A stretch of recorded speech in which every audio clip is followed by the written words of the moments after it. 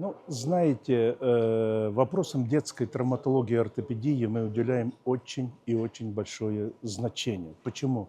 Мы должны воспитывать, растить здоровых детей.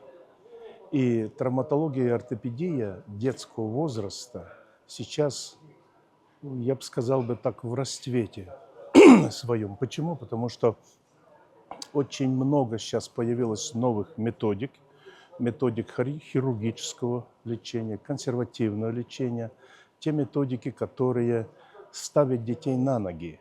Дети чувствуют себя нормальными, полноценными членами общества. Они со своими сверстниками всегда находят общий язык. Я много знаю детей, у которых имеется какая-то патология опорно-двигательного аппарата, и они становятся изгоями в своем коллективе. Над ними подшучивают, их не берут, скажем, в игры различные и так дальше, не приглашают. Поэтому мы можем помочь, и мы должны это сделать. И вот сегодняшняя конференция, я думаю, что она как раз откроет те дополнительные возможности, которые мы можем оказать нашим маленьким пациентам, нашим детям, чтобы получить здоровое, счастливое поколение наших детей.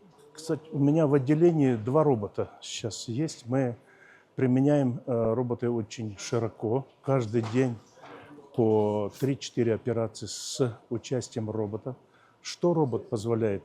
Робот помогает врачу правильно выполнить этапы операции. Это не значит, что робот полностью заменяет врача. Нет, абсолютно. Ведущим является хирург, но робот ему помогает.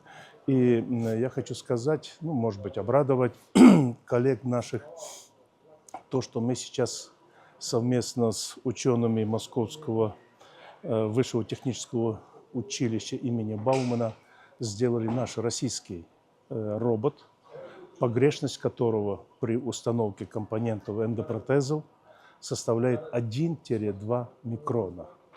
Это очень точный, высокоточный робот, и к концу года мы его уже запустим в клинику. Россия богата на ученых.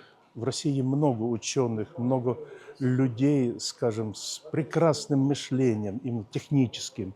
И надо поставить задачу, они все сделают. Да, тема меня немножко, может быть, не совсем связана с детской травматологией. Я просто выступлю перед коллегами и с вопросами развития травматологии ортопедии в России.